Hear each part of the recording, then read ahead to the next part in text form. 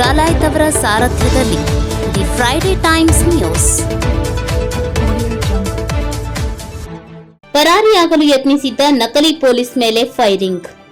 Police ಎಂದು ಹೇಳಿಕೊಂಡು ಅಮಾಯಕರನ್ನ ದರೋಡೆ ಮಾಡಿ ಸಿಕ್ಕಿ ಹಾಕಿಕೊಂಡಿದ್ದ ರೌಡಿ ಶೀಟರ್ ಅನ್ನ ಸ್ಥಳ ಮಹಜರು ಮಾಡಲು ಕರೆದುಕೊಂಡು ಹೋಗುವ ಸಂದರ್ಭದಲ್ಲಿ ಪೊಲೀಸರ ಮೇಲೆ ಹಲ್ಲೆ ಮಾಡಿರುವ ಘಟನೆ ಜಿಲ್ಲೆಯ ಲಕ್ಕುಂಡಿ ಕಣಗಿನಹಾಳ ರಸ್ತೆ ಬಳಿ ಗುರುವಾರ ನಡೆದಿದೆ.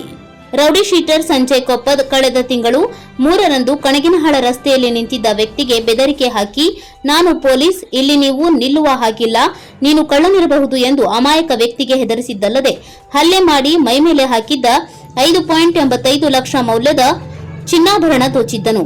ಇದೇ ಪ್ರಕರಣಕ್ಕೆ ಸಂಬಂಧಿಸಿದಂತೆ ತನಿಖೆ ನಡೆಸಿದ್ದ ಗ್ರಾಮಾಂತರ ಪೊಲೀಸರು ಆರೋಪಿಯನ್ನ ವಶಕ್ಕೆ ಪಡೆದು ವಿಚಾರಣೆ ನಡೆಸಿದರು.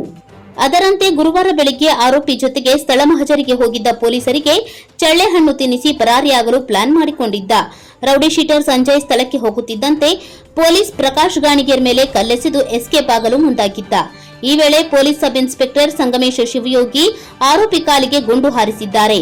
ಗಾಯಗೊಂಡು ನೆಲಕ್ಕೆ ಬಿದ್ದ ರೌಡಿ ಶೀಟರ್ ಸಂಜಯ್ನನ್ನ ಜಿಲ್ಲಾಸ್ಪತ್ರೆಗೆ ದಾಖಲಿಸಿ ಚಿಕಿತ್ಸೆ ನೀಡಲಾಗುತ್ತಿದೆ.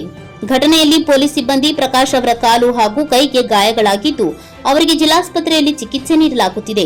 ಡಿವೈಎಸ್ಪಿ ಎಂಬಿ ಸಂಕತ್ ಸೇರಿದಂತೆ ಹಿರಿಯ ಅಧಿಕಾರಿಗಳು ಆಸ್ಪತ್ರೆಗೆ ಭೇಟಿ ನೀಡಿ ಗಾಯಾಳು ಸಿಬ್ಬಂದಿ ಆರೋಗ್ಯ ವಿಚಾರಿಸಿದ್ದಾರೆ. ಆರೋಪಿ ಸಂಜಯ್ ವಿರುದ್ಧ ಜಿಲ್ಲೆಯ ವಿವಿಧ ಪೊಲೀಸ್ ಠಾಣೆಯಲ್ಲಿ 12ಕ್ಕೂ ಹೆಚ್ಚು ಪ್ರಕರಣ ದಾಖಲಾಗಿವೆ. ಕೊಲೆ ಯತ್ನ, ದರೋಡೆ ಸೇರಿದಂತೆ ವಿವಿಧ ಗಂಭೀರ ಪ್ರಕರಣದಲ್ಲಿ ಸಂಜಯ್ ಕೊಪ್ಪದ್ ಪೊಲೀಸರಿಗೆ ಬೇಕಾಗಿದ್ದಾನೆ. The Friday Times news Gadag.